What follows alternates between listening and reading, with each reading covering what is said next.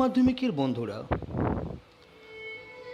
আমি গোপাল স্যার তোমাদের কাছে এখন হাজির করব তোমাদের উচ্চ মাধ্যমিক বাংলা সংকলন গ্রন্থ সাহিত্য চর্চার প্রথম নাটক বিভাব নিয়ে কিছু আলোচনা। তোমরা জানো, বিভাব নাটকটি নাট্যকার শম্ভু মিত্রের লেখা। এই নাটকের নাট্যকার পরিচিতি, তার উৎস এবং এই নাটকের কাহিনী সংক্ষেপ আলোচনা করে আমরা এই নাটকের একটি মনোজ্ঞ আলোচনার দিকে পা বাড়াবো। তারপর এই নাটক থেকে তোমাদের যে সমস্ত এমসিকিউ এসিকিউ আসবে সেগুলো নিয়ে আলোচনা করার পর উচ্চ মাধ্যমিক পরীক্ষায় তোমরা এই নাটক থেকে সম্ভাব্য কী কী প্রশ্ন অভ্যাস করবে তা নিয়েও আলোচনা করব। চলো আমরা শুরু করি বিভাব নাটক নিয়ে এক মনোজ্ঞ আলোচনা।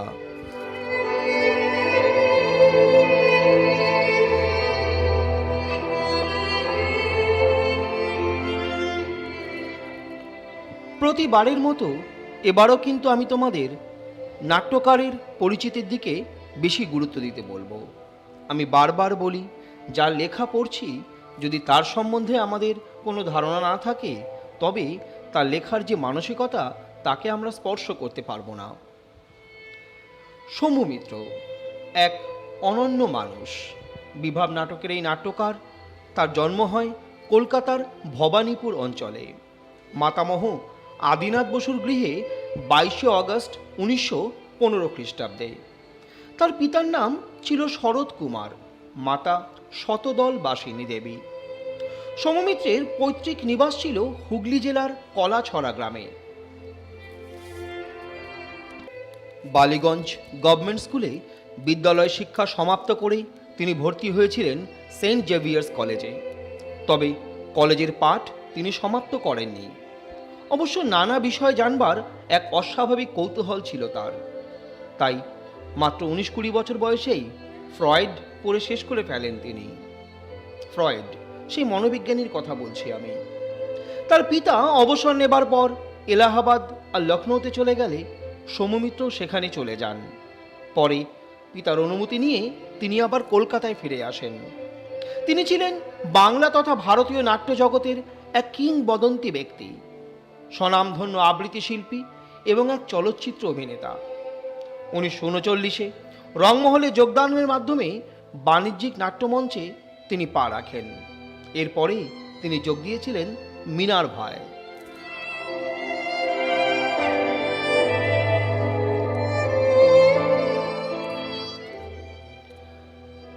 নাট্যনিকেতনে কালিন্দী নাটকে অভিনয়ের সূত্রে সে যুগে কিংবদন্তি নাট্য ব্যক্তিত্ব শিশির কুমার ভাদুরীর সঙ্গে তার আলাপ হয়।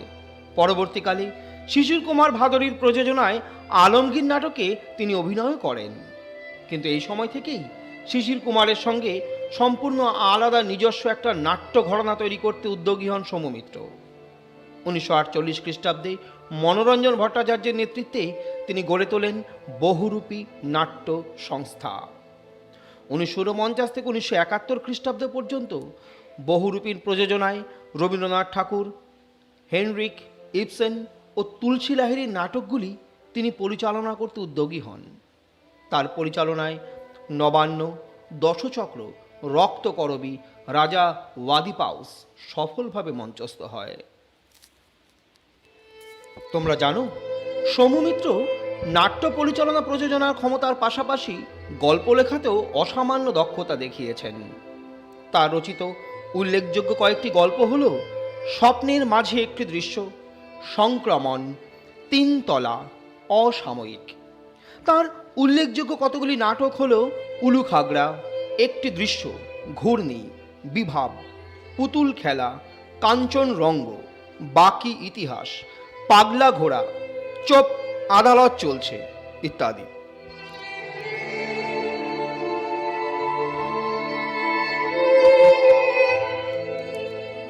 উনিশশো 97 খ্রিস্টাব্দের 19 মে কলকাতার বাসভবনে তিনি শেষ নিঃশ্বাস ত্যাগ করেন। ইচ্ছাপত্রে তিনি লিখেছিলেন, মোট কথা আমি অতি সামান্য মানুষ, জীবনে অনেক জিনিস এড়িয়ে চলেছি। তাই মরবার পরেও আমার দেহটা যেন নীরবে একটু ভদ্রতার সঙ্গে সামান্য বেশ একটু নির্লিপ্তির সঙ্গে পুড়ে যেতে পারে।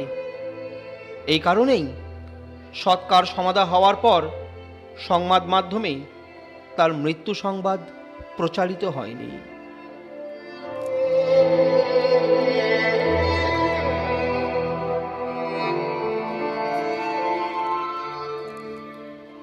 তোমাদের বলি, গণনাট্য নবনাট্য আন্দোলন ধারায় সৌম্যমিত্র এক মুখ্য ভূমিকা নিয়েছিলেন।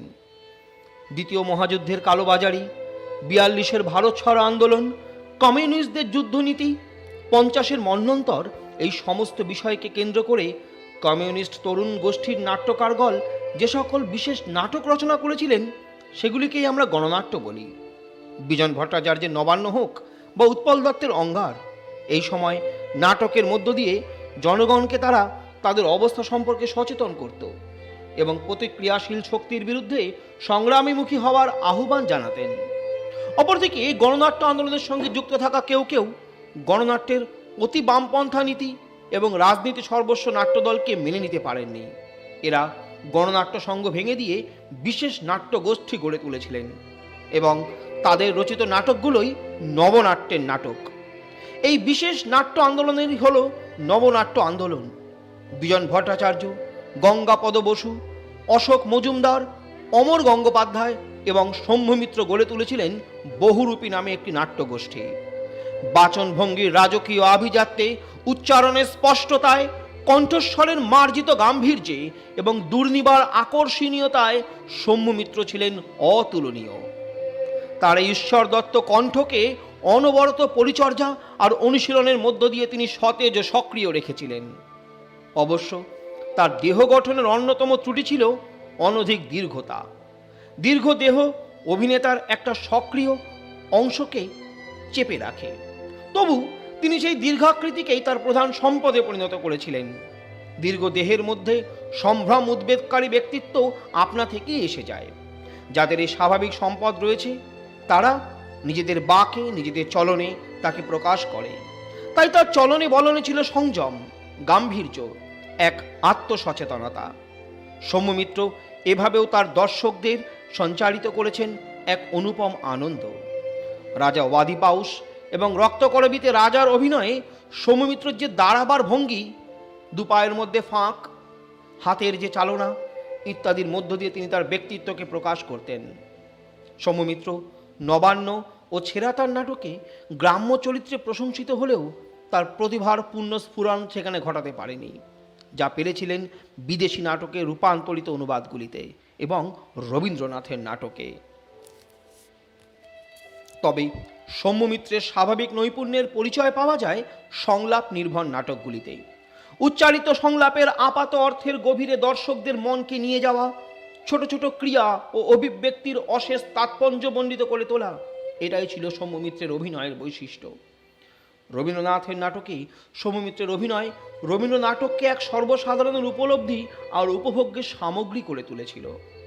অবশ্য রবীন্দ্রনাথের প্রয়োগ পরিকল্পনা থেকে বহুরূপীর প্রয়োগ কল্পনা ছিল একেবারে ভিন্ন।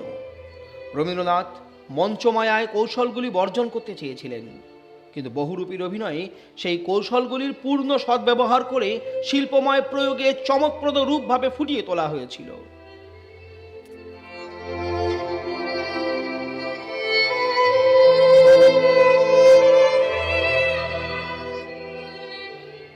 এবার আমরা সৌম্যমিত্র অভিনীত বিভিন্ন নাটকগুলির নাম একটু জেনে নেব। তোমরা জানো 1941 সালে তিনি জীবন রঙ্গ বলে একটি নাটক করেছিলেন। 1944-এ তিনি দুটি নাটক করেন, জবানবন্দি ও নবান্ন। 1949-এ তিনি করেন পথিক নাটক।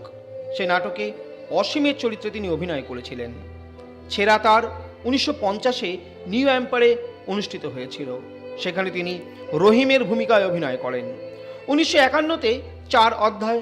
1954-তে তিনি করেন রক্তকরবী। এখানে তিনি যে রাজার অভিনয় করেছিলেন বাঙালি আজও সেই অভিনয় মনে রেখেছেন। 1959-এ ডাক্তার গুহর অভিনয় করেন তিনি দশচক্র নাটকে।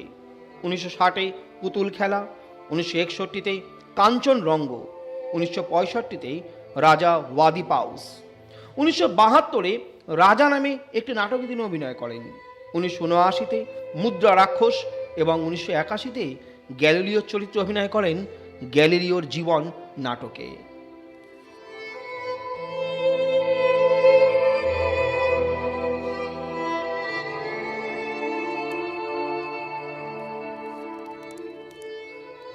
তোমরা সবাই বিভাব নাটকটি অবশ্যই পড়েছ। আমি খুব ছোটভাবে তোমাদের নাটকের মূল বিষয়টা একটু মনে করিয়ে দিই। নাট্যকারের মতে এক দুরন্ত অভাব থেকেই এই নাটকের জন্ম। কোনো ভালো স্টেজ নেই, সিন সিনারি নেই, থাকার মধ্যে ছিল কেবল নাটক করার এক বোকামি। এদিকে সরকার পেয়াদা মুখিয়ে রেখেছিল খাজনা নেবার জন্য।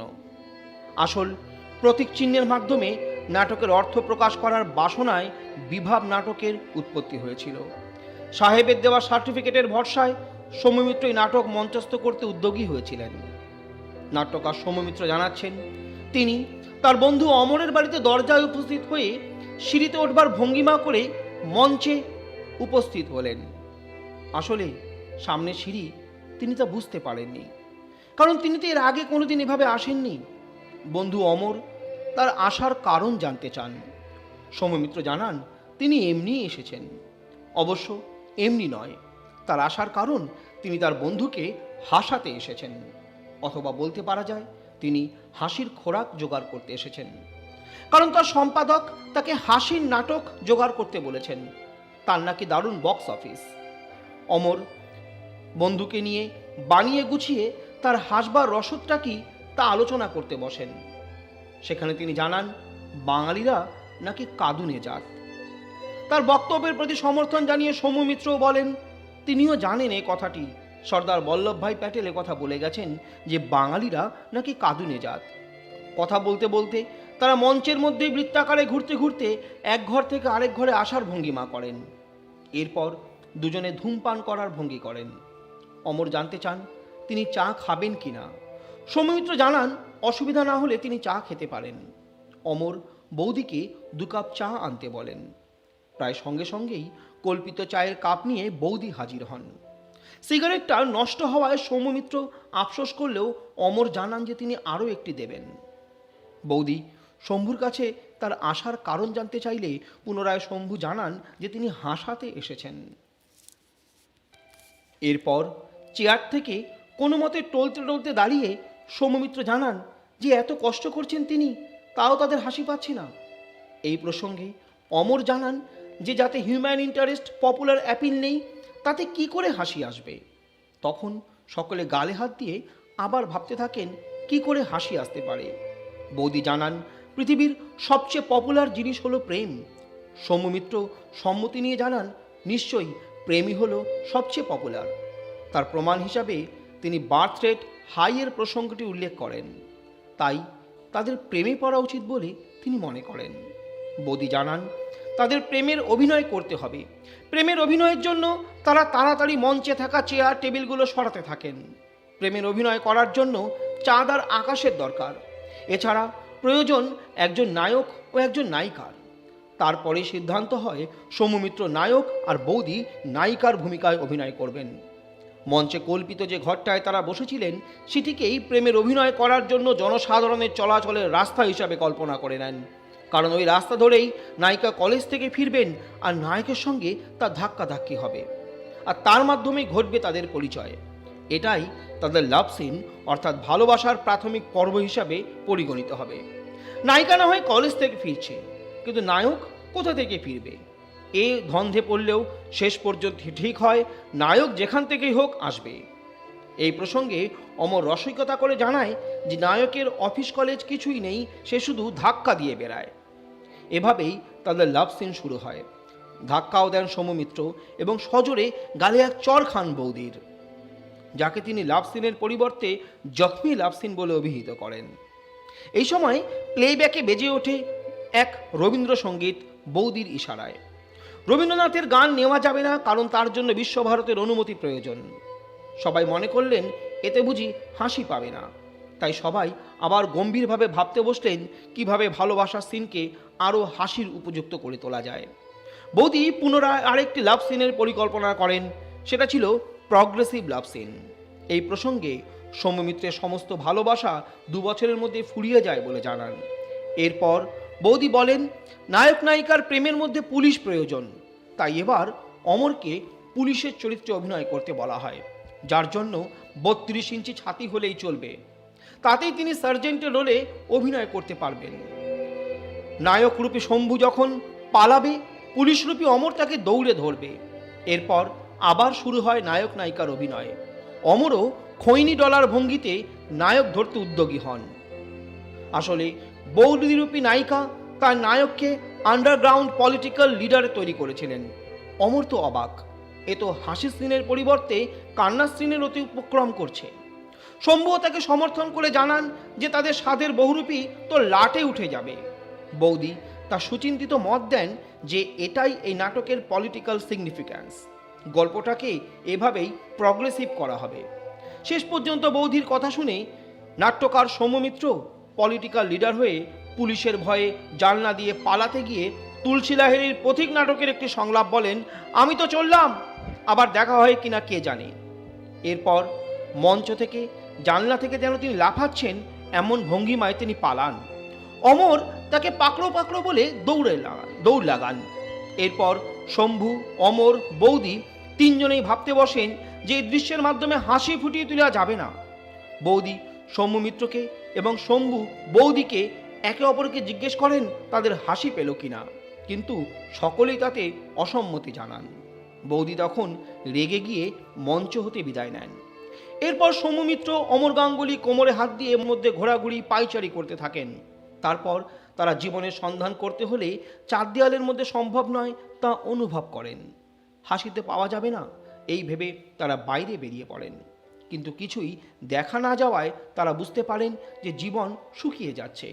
তারা বোঝেন কোথাও জীবনের খোরাক নেই, হাসির খোরাক নেই।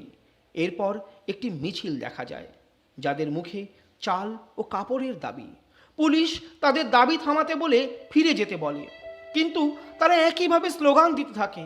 এরপর পুলিশ সার্জেন্টটি গুলি করতে বাধ্য হয় এবং একটি ছেলে একটি মেয়ে চিৎকার করে পড়ে যায়। পুলিশের সামনে মার্চ করতে যারা এসেছিল তারা আবার মার্চ করতে করতে চলে যায়। মঞ্চ লাল আলোয় ভরে যায়। সৌম্য মিত্র অমরকে বলেন, এবার দর্শকের নিশ্চয়ই হাসি পাবে। মঞ্চে ধীরে ধীরে পর্দা নেমে আসে।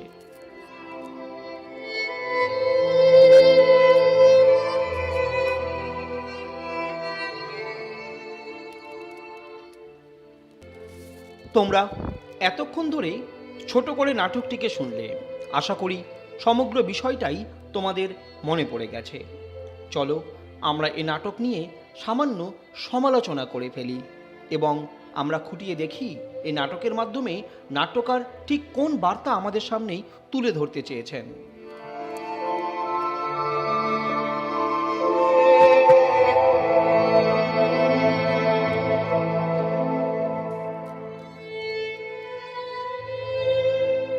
বহুরূপী নাট্য সংগঠনের স্থপতি ছিলেন এই সৌম্য মিত্র।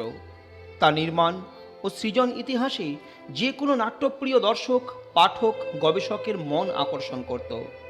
ভারতীয় গণনাট্য সংঘের অভিজ্ঞতা নিয়ে তিনি নাট্যদল গড়ে তুলেছিলেন। বহুরূপী নাট্যদল অনেক বিপর্যয়ের মধ্য দিয়ে পথ চলেছিল। তারা ভাঙা গড়ার মধ্য দিয়ে একটা নাটক সংঘ কিভাবে এগিয়ে যায় তা নিয়েই গবেষণা চালিয়েছিলেন। বিভাগ একটি বিশেষ সময়ের সাক্ষী। সে সময় বড় সুখের ছিল না। নিত্য অভাব অনটনের মধ্য দিয়ে এই নাট্যদলকে এগিয়ে যেতে হয়েছে। আলো, মঞ্চ, পোশাক ইত্যাদি সবেরই অভাব ছিল।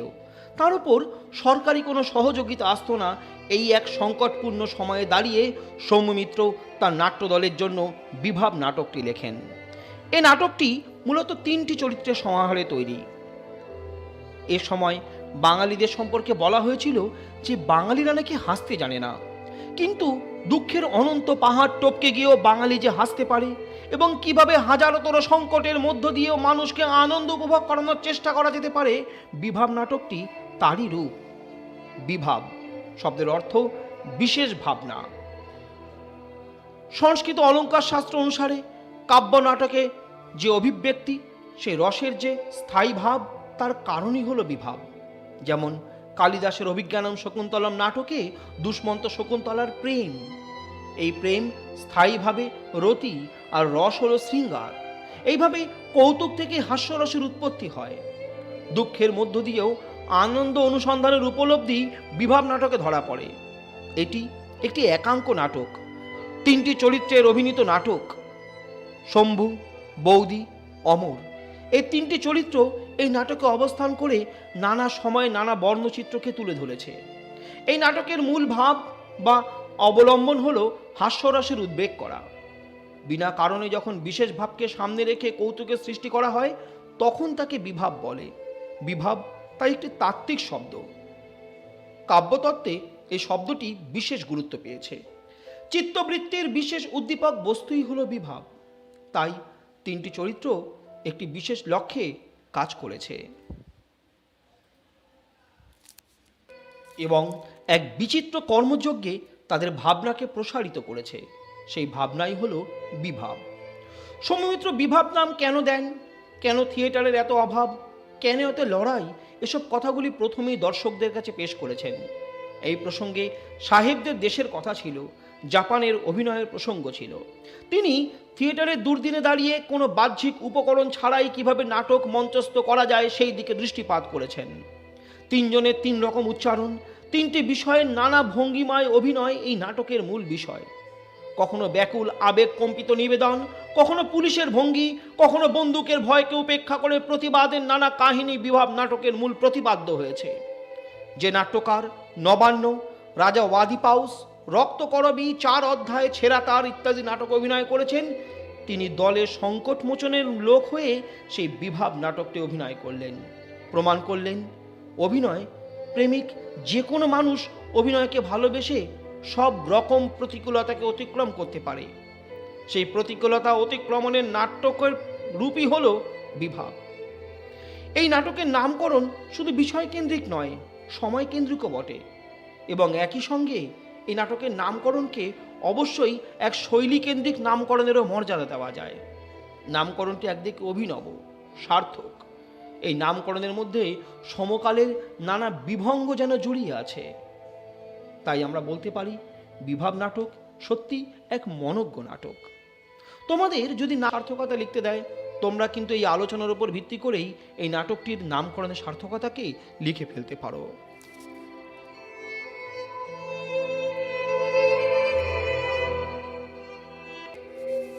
চলো এবার আমরা এই বিভাব নাটক থেকে যে সমস্ত শব্দগুলোর তোমাদের সমস্যা হতে পারে সেগুলোর অর্থ নিয়ে একটু আলোচনা করে নিই। হল্ট, যে শেষ শব্দটি তোমরা শুনেছ তার নাম থামা, তার অর্থ থামা। বিভাব শব্দের অর্থ বিশেষ ভাব বা কোনো স্থায়ী ভাব। সংস্কৃত কাব্যশাস্ত্রে বিভাব শব্দটি বিশেষ ব্যঞ্জনাবাহী। ঝঞ্ঝাট শব্দের অর্থ হলো কোনো ঝক্কি ঝামেলা। হিউম্যান ইন্টারেস্ট বলতে আমরা বোঝাই মানব কল্যাণ। পপুলার অ্যাপিল বলতে বোঝাই জনপ্রিয় দাবি। পাবলিক থ্রুফেয়ার বলতে জনগণের চলাচলের রাস্তাকে বোঝায়, জনতার সদর রাস্তা। ন্যাকামি শব্দের অর্থ ভান। বক্স অফিস বলতে আমরা প্রেক্ষাগৃহকে বোঝাই। প্রগ্রেসিভ বলতে আমরা বোঝাই প্রগতিশীল, প্রণয় দৃশ্য। স্টেপ অর্থাৎ পদক্ষেপ। আন্ডারগ্রাউন্ড পলিটিক্যাল লিডার অর্থাৎ গুপ্ত সমিতির নেতা। পলিটিক্যাল সিগনিফিক্যান্স মানে রাজনৈতিক তাৎপর্য।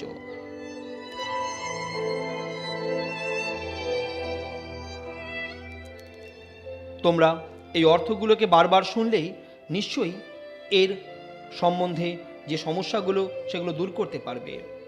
এবার আমরা এই নাটকের কিছু এমসিকিউ, কিছু এসিকিউ নিয়ে আলোচনা করব। তারপর আমরা পা বাড়াবো এই নাটকের সম্ভাব্য যে সমস্ত বড় প্রশ্নগুলো তোমাদের পরীক্ষায় আসতে পারে তা নিয়ে এক স্নিগ্ধ আলোচনায়। তবে প্রতিবারের মতো তোমাদের আমি এবারও বলবো, এই আলোচনা শুনে তোমাদের যদি কোনো সমস্যা হয় বা কোনো প্রশ্নের উত্তর জানতেও সমস্যা হয়, তোমরা অবশ্যই কমেন্ট বক্সে কমেন্ট করে এগুলো জানাতে পারো। আমি যথাসম্ভব চেষ্টা করব তোমাদের সেই সকল সমস্যার উত্তর দিয়ে দেওয়ার। তোমাদের যে এমসিকিউগুলো এই নাটক থেকে অভ্যাস করতে হবে সেগুলো হলো, ধরো বলি, বিভাব নাটকে অমর হলেন অমর ব্যানার্জি, অমর মুখার্জি, অমর দাশগুপ্ত, অমর গাঙ্গুলি। সঠিক উত্তর কিন্তু অমর গাঙ্গুলি। তমে ঘোড়া নেই করি, উক্তিটি কে করেছিলেন? দূত, মন্ত্রী, রাজা, সেনাপতি? সঠিক উত্তর রাজা। বিভাব নাটকের নাম কি হওয়া উচিত ছিল? স্বভাব, সমস্যা, সম্পর্ক, অভাব? সঠিক উত্তর অভাব। বিভাব নাটকের জন্ম হয় কি থেকে? দুরন্ত অভাব থেকে, আনন্দ থেকে, দেশপ্রেম থেকে, উৎসব থেকে? সঠিক উত্তর দুরন্ত অভাব থেকে। রুশ দেশীয় একজন বিখ্যাত চিত্র পরিচালক হলেন গোর্কি, দভয়েস্কি, লিও টলস্টয়, আইজেনস্টাইন? সঠিক উত্তর আইজেনস্টাইন। বিভাব নাটকের আঙ্গিক ছিল জাপানের নাটকের প্রথা, রুশ নাটকের প্রথা, দেশজ প্রথা, আমেরিকান নাটকের প্রথা? সঠিক উত্তর দেশজ প্রথা। সম্পাদক জানিয়েছিলেন হাসির নাটক করতে, ট্র্যাজেডির নাটক করতে, সিরিয়াস নাটক করতে, কমেডি নাটক করতে? সঠিক উত্তর হাসির নাটক করতে। বাঙালিরা শনি কাঁদুনে জাত, উক্তিটি কে করেছিলেন? মহাত্মা গান্ধী, জওহরলাল নেহেরু, বল্লভভাই প্যাটেল, গঙ্গাধর তিলক? সঠিক উত্তর বল্লভভাই প্যাটেল। সরকার খাজনা আদায় করত আহ্লাদ দেখিয়ে, ভয় দেখিয়ে, বিচিত্র সারাশি ভঙ্গিতে, বিচিত্র গান শুনিয়ে? সঠিক উত্তর বিচিত্র সারাশি ভঙ্গিতে। নাট্যকারদের মধ্যে ছিল আনন্দ, উদ্দীপনা, উৎসাহ, নাটক করার বোকামি? সঠিক উত্তর নাটক করার বোকামি। বিভাব নাটকটি যে থিয়েটারের অনুকরণে রচিত তা হল আধুনিক থিয়েটার, অভিনব থিয়েটার, সাবেকি থিয়েটার, কাবুকি থিয়েটার? সঠিক উত্তর কাবুকি থিয়েটার। যে সৈনিকেরা নাটকে মৃত্যুর দৃশ্য অভিনয় করেছিল তা ছিল ন্যাচারাল মরা, অস্বাভাবিক মরা, খুব আর্টিস্টিক মরা, অদ্ভুত মরা? সঠিক উত্তর খুব আর্টিস্টিক মরা। আমাদের দেশে নাটক করার জন্য যা নেই তা হলো ভালো পরিচালক, ভালো মেকআপ ম্যান, ভালো মঞ্চ অভিনেতা, ভালো স্টেজ? সঠিক উত্তর ভালো স্টেজ। নাট্যকার যে যাত্রা দেখেছিলেন তা ছিল অসমিয়া যাত্রা, উড়ে দেশের যাত্রা, মারাঠি যাত্রা, দক্ষিণী যাত্রা? সঠিক উত্তর উড়ে দেশের যাত্রা। যে লোকটি মঞ্চে দাঁড়িয়ে মারা গিয়েছিল সেখানে কার দুঃখ প্রধান ছিল? সন্তান, মাতা, স্ত্রী, পিতা? সঠিক উত্তর তার স্ত্রীর দুঃখ। তোমাদের একটি অন্য প্রশ্ন বলি। বিভাব নাটকের প্রথম অভিনয় হয়েছিল সুধাংশু শেখর ভট্টাচার্যের বাড়িতে, সুধাংশু গুপ্তের বাড়িতে, সুধাংশু শেখরদের বাড়িতে, সুধাংশু শেখরের বাড়িতে? সঠিক উত্তর সুধাংশু গুপ্তের বাড়িতে।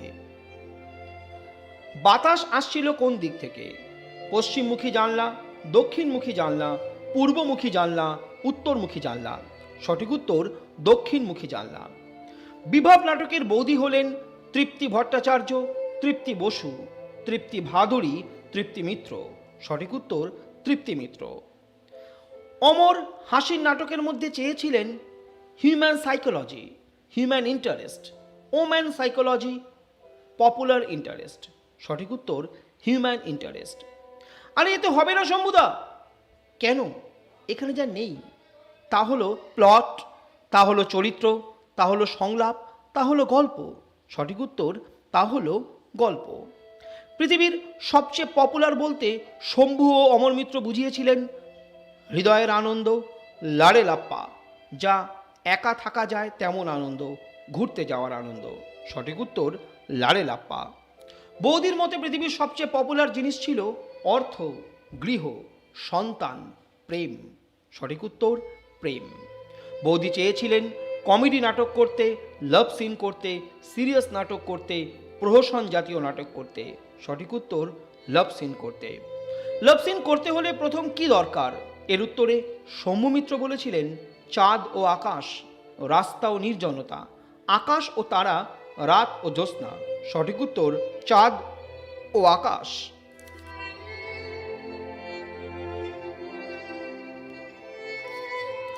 লাভ সিন করতে গেলে প্রথমে কি দরকার? এর উত্তরে অমর গাঙ্গুলি কি বলেছিলেন? আকাশ ও তারা, উত্তরের নির্জন রাস্তা, দক্ষিণের খোলা বাতাস, চাঁদ ও আকাশ? সঠিক উত্তর দক্ষিণের খোলা বাতাস। মারামারি কেন? এর উত্তরে বৌদি বলেছিলেন সিরিয়াস নাটক, বিপ্লবের নাটক, লাভ সিন, প্রতিবাদের নাটক? সঠিক উত্তর লাভ সিন। অমর পিছনে গিয়ে কি খাবার ভঙ্গি করছিলেন? তামাক, সিগারেট, মদ, খৈনি। সঠিক উত্তর খৈনি। নায়িকা তো আমিই হতে পারি, এই উক্তির বক্তাকে একজন দর্শক, একজন পরিচারিকা, একজন শিক্ষিকা, বৌদি। সঠিক উত্তর বৌদি।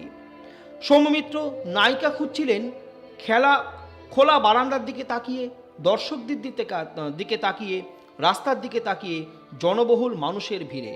সঠিক উত্তর দর্শকদের দিকে তাকিয়ে। বৌদি শম্ভুকে পালাতে বলেছিলেন দরজা দিয়ে, জানলা দিয়ে, পেছনের রাস্তা দিয়ে, বারান্দা দিয়ে। সঠিক উত্তর জানলা দিয়ে। শম্ভুকে পুলিশ ধরবে এর কারণ তার নামে ওয়ারেন্ট ছিল, তিনি পলিটিক্যাল বিতর্কে বাঁধবার কারণে তাকে ধরা হবে, তিনি একজন আন্ডারগ্রাউন্ড পলিটিক্যাল লিডার বলে তাকে ধরা হবে, রাজনৈতিক সংঘর্ষের কারণে তাকে ধরা হবে। সঠিক উত্তর তিনি আন্ডারগ্রাউন্ড পলিটিক্যাল লিডার বলেই তাকে ধরা হবে। কি অমর, এবার হাসি পাচ্ছে? উক্তিটির বক্তা হলেন সৌম্য মিত্র, তৃপ্তি মিত্র, একজন পুলিশ, জনৈক দর্শক। সঠিক উত্তর শম্ভু মিত্র। শম্ভুকে বৌদি যার নাটক থেকে ডায়লগ বলতে বলেছিলেন Bertolt Brecht, Shakespeare, Eliot, Bernard Shaw. সঠিক উত্তর বার্নার্ড শ। সৌম্য মিত্র যে নাট্যকারের নাটক থেকে ডায়লগ বলেছিলেন রবীন্দ্রনাথ ঠাকুর, তুলসী লাহিড়ী, গিরিশচন্দ্র ঘোষ, দ্বিজেন্দ্রলাল রায়। সঠিক উত্তর তুলসী লাহিড়ী। আরে খিড়কি সে কি উতর আয়া, উক্তিটির বক্তা হলেন সৌম্য মিত্র, বৌদি, অমর, সার্জেন্ট। সঠিক উত্তর অমর। অমর সংস্কৃতে কত পেয়েছিল? 15, 13, 17, 19। সঠিক উত্তর 13। জীবনও শুকিয়ে যাচ্ছে, এ কথার বক্তাকে পুলিশ, বৌদি, অমর, সৌম্যমিত্র। সঠিক উত্তর অমর। অভিনয়ে যে বাস চাপা পড়ছিল সে কে? পুলিশ, বৌদি, অমর, সৌম্যমিত্র। সঠিক উত্তর অমর। তোমরা এতক্ষণ ধরে বেশ কিছু এমসিকিউ শুনেছ, আরও দুটো মূল্যবান এমসিকিউ এর থেকে তোমাদের আমি বলবো। মিছিলে যা চাওয়া হয়েছিল, অধিকার চাই, লড়াই চাই, লড়াই চাই, লড়াই করে বাঁচতে চাই, চাল চাই, কাপড় চাই, মানছি না, মানব না। উত্তর ছিল চাল চাই, কাপড় চাই। মিছিলের সামনের ছেলেটি খুব তীব্র গলায় চেঁচিয়ে বলেছিল অধিকার চাই, জবাব চাই, লড়াই চাই, চাল চাই। সঠিক উত্তর চাল চাই।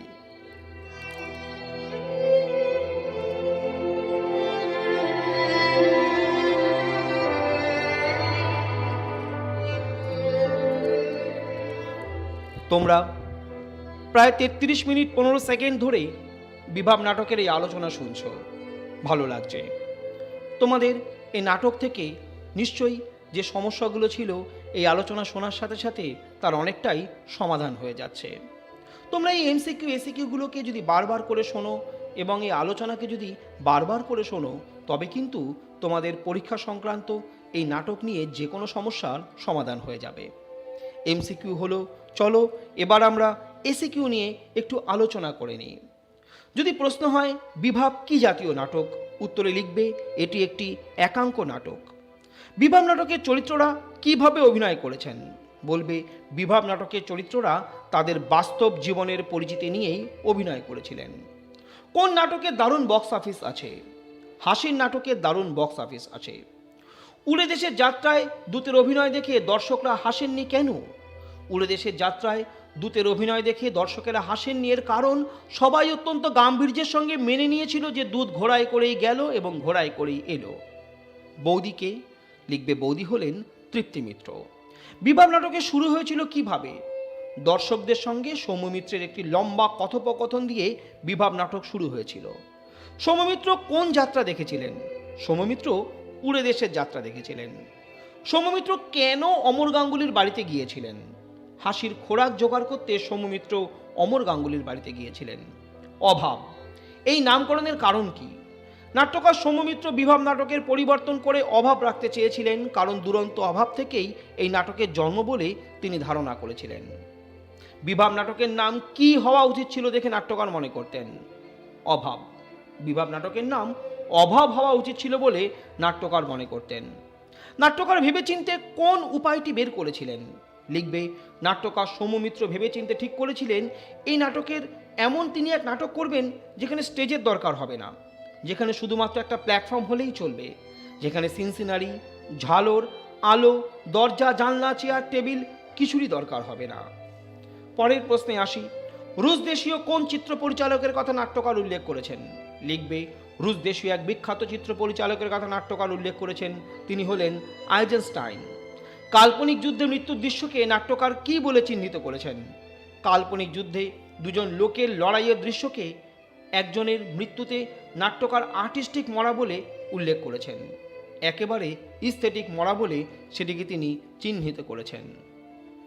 বার্নার্সর কোন সংলাপটি সৌমিত্র উচ্চারণ করেছিলেন?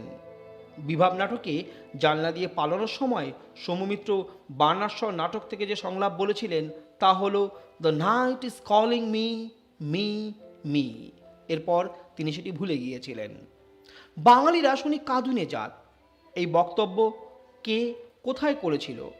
বলবে, এই বক্তব্য গৃহীত হয়েছে সৌমিত্রের বিভাব নাটক থেকে। এই উক্তিটি অমর গাঙ্গুলি বলেছিলেন, এটি সৌমিত্রকে উদ্দেশ্য করে বলা। হ্যাঁ, বল্লভ ভাই বলে গেছেন। বল্লভ ভাই কি বলে গেছেন? লিখবে, বল্লভ ভাই বলে গেছেন বাঙালিরা নাকি কাঁদুনে জাত। ও দাতা কর্ণ যে, কে কাকে কথা বলেছিলেন? বলবে, বিভাব নাটকে সৌমিত্র অমর গাঙ্গুলিকে দাতা কর্ণ বলেছেন। আরে আরে, এতে হবে না শম্ভুদা, কোন প্রসঙ্গে কথা বলা হয়েছে? লিখবে, উক্তিটি অমর গাঙ্গুলি করেছিলেন। সৌমিত্রকে হাসানোর জন্য তিনি কল্পিত বসবার ভঙ্গি নির্দেশ করে বলেছিলেন যে কেন এতে হাসি পাচ্ছে না? তারই উত্তরে অমর গাঙ্গুলি এই উক্তিটি করেছিলেন। এতে কোনো গল্প নেই, বক্তাকে কাকে উদ্দেশ্য করে তিনি এ কথা বলেছেন? লিখবে, প্রদত্ত অংশের বক্তা হলেন অমর গাঙ্গুলি, তিনি সৌমিত্রকে উদ্দেশ্য করে এ কথা বলেছেন। লাভ সিনের শেষে একটি মেয়ের কণ্ঠে কোন গান শোনা গিয়েছিল? সৌমিত্র রচিত বিভাব নাটকে লাভ সিনের শেষে একটি মেয়ের কণ্ঠে শোনা গিয়েছিল মালতী লতা দোলে এই গানটি। হ্যাঁ, বহুরূপী তখন লাটে উঠবে, বক্তাকে। লিখবে, এই নাটকের এই উক্তির বক্তা হলেন শম্ভুমিত্র। আমি তো চললাম, আবার দেখা হয় কিনা কে জানে। কোন নাট্যকারের নাটক থেকে এই উক্তি গৃহীত হয়েছে? লিখবে, সৌম্যমিত্র রচিত বিভাব নাটকে উক্তি করেছিলেন প্রয়াত অভিনেতা সৌম্যমিত্র। তিনি তুলসী লাহিড়ীর পথিক নাটক থেকে প্রশ্নধৃত উক্তিটি করেছিলেন। মিছিলের ছেলেটি তীব্র গলায় কি বলেছিল? মিছিলের ছেলেটি খুব তীব্র গলায় বলেছিল, চাল চাই।